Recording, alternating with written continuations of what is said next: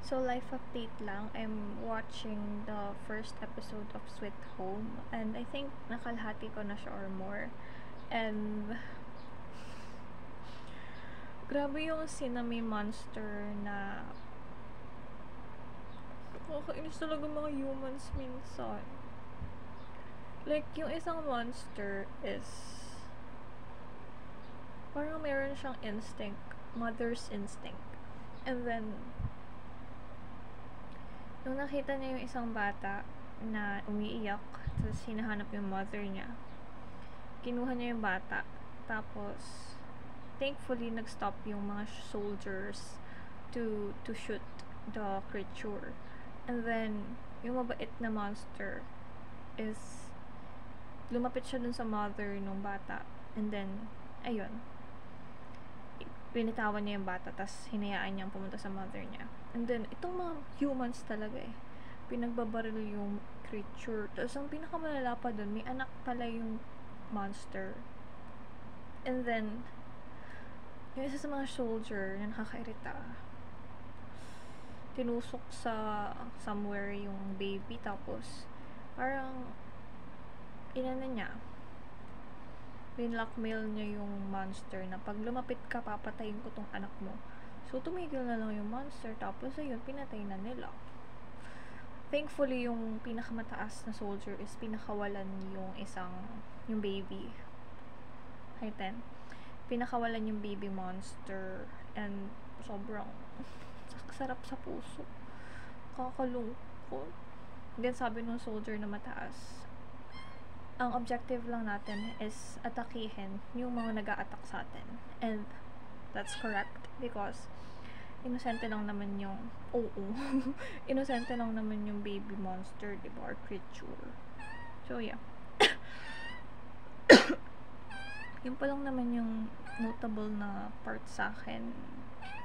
Wala pang ganong plot twist na nangyayari, kahit na may idea na ako kung ano yung plot twist na pinakahihintay ko talaga. So, yun pa lang naman. Life update. Episode 3 na ako ng Sweet Home. Ang sad nung second episode. Kasi there was this monster. I think may leukemia siya. Kaya, parang, masyado siyang drawn sa blood. Ayun lang pagkakaintindi ko, ha. And then, nagkaroon tayo ng backstory kasi parang nakikita ni Yunsu yung pagkatao ng monster as a human. And then, we will also find out kung ano yung katulad ng nangyari sa webtoon. Bale sa webtoon kasi, yung pinaka-ending nun is malalaman natin na parang magre-revert pala yung mga monster into a human form. Pero wala na silang isip, wala na silang parang existence. Di na sila parang human being, but they are human being. Parang, ang purpose kasi siguro nung pagiging monster is dahil may pag-iisip yung bawat tao and nilalamon ng greed. Kaya nagiging monster. So, yung rebirth na yun is parang bagong tao ka na, but wala kang consciousness. Parang ganon. And then, makikita mo rin talaga yun kay Ajuma. Hindi ko maalala yung name niya, but yung nanay na naging parang fetus sa first season. So, ayun lang. Then, yung third na notable na nangyari is nakakalungkot. Isa sa mga kasama nila, yung nakakainis na lalaki, na talagang may possibility maging traitor. Ano na pala siya? Infected na pala siya. Tapos, infected na pala siya and then inattack niya yung batang babae. Sinakal niya. Tapos, ayun. She died. Sobrang nakakalungkot. May kapatid kasi yung lalaki. And ayaw niyang iwan yung ate niya dun sa may parang bus. Kaya nakakalungkot.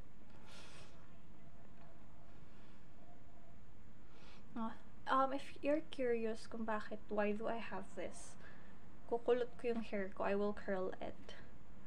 And bukas ko naaalis yun siya. So, tingnan natin kung anong magiging output or outcome niya. So, that's it. Siguro bukas ko na itutuloy yung update sa inyo regarding sa Sweet Home. So, that's it for today. Depende kung sipagin ako mag-video pa after watching the 3rd episode. Ang lala ng third episode, like, it was human versus human. Imagine, I don't remember his name, I just hate him. Yung person who pushed through, yung nag-push ng button para bombahan, or tama ba? Pabombahan yung mga tao. Kasi hinahanap niya nga yung vaccine, 'di ba? Kasi nga monster na rin siya, tapos ganyan. Grabe. Ang nasa mindset niya. Papatayin niya na lang yung mga tao para hindi na kumalat yung virus or infection. Wala, katapos yun, Jesus. Tapos, si Yunso naman, oh my gosh, parang nag-gither siya. Stress ako, grabe. Buti na lang, may pampag-ano ko ng pakiramdam. Harot. Anyways,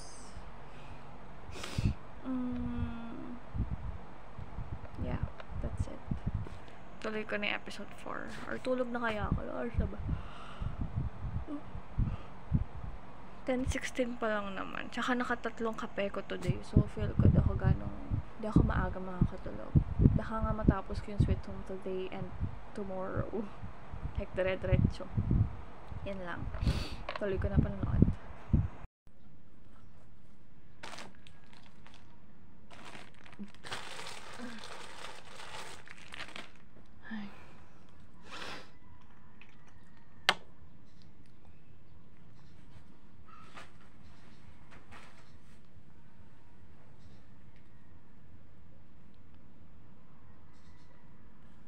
Paubos na talaga siya.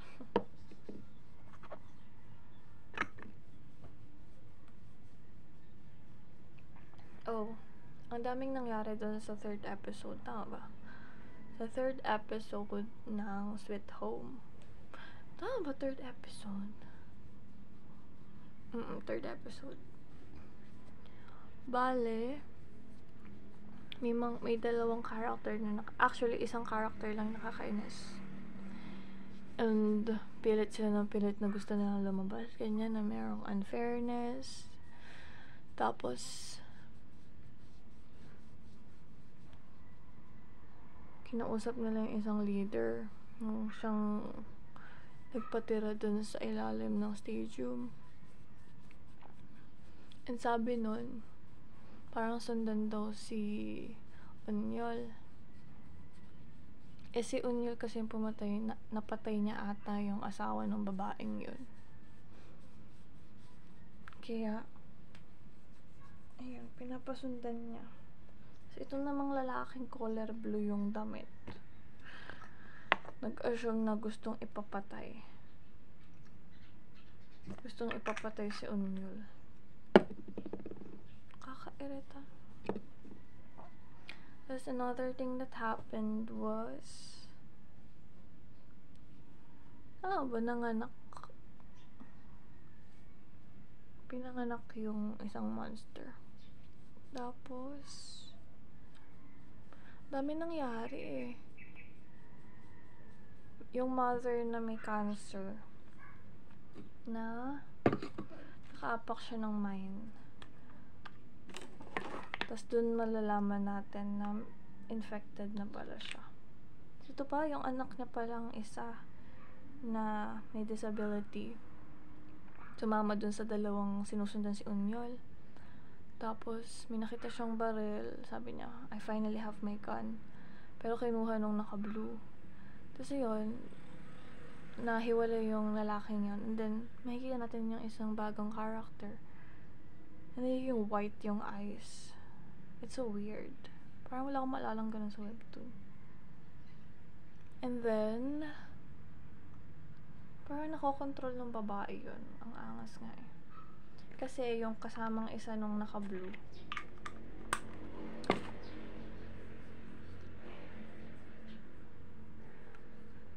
nakokontrol nung bata. Akala ko, nagtataka ko, ayun ba yung batang pinanganak? Kasi parang hindi pa naman ganun katagal yung nakalipas. Parang 370 something pa lang yung nakalipas na days. Tapos, may kita mo, ang laki na nung bata. It turns out pala hindi siya yung pinanganak. Hindi ko sure if yung baby is, yun yung sa first episode, yung baby na sinaksak, na pinakawalan. I think ayun yun. Yung baby na pinanganak na talagang galing sa tiyan ng tao. Hindi ko alam kung nasa na siya. Tapos ayun na nga, diba? Nung nasa parang warehouse si Unyol. Unyol nga ba yung name niya? Ang daming monster doon. Tapos, ano pa ba? Tapos, ayun. May nag-save sa kanya. Then, naisip niya, baka si Unyok yun yung opa niya. Tapos, balik muna tayo dun sa mine. Yung mine naman, sumabog yun. And then, makikita natin sa dulo. Ay, hindi. Episode 4 pa pala. Basta dun sa dulo ng episode 3, lumabas si Unyol, tapos sinunod niya yung opa niya. Tapos makikita natin dun, biglang lalabas yung bata. Tapos malalaman natin na yung may baby nga na monster. Tapos, yung isang galing sa kasamahan din ni Unyol is nakokontrol nung bata. Tapos patay na yung lalaking naka-blue. Na ang satisfying talaga kapag namamatay yung mga masasamang ugali yung sa palabas. Basta ayun lang naman yung nangyari. Tapos in-start ko na yung fourth episode kasi ganun ako, diba? Kapag na-curious ako, dapat malaman ko yung mga sunod na mangyayari. Or else, parang hindi na,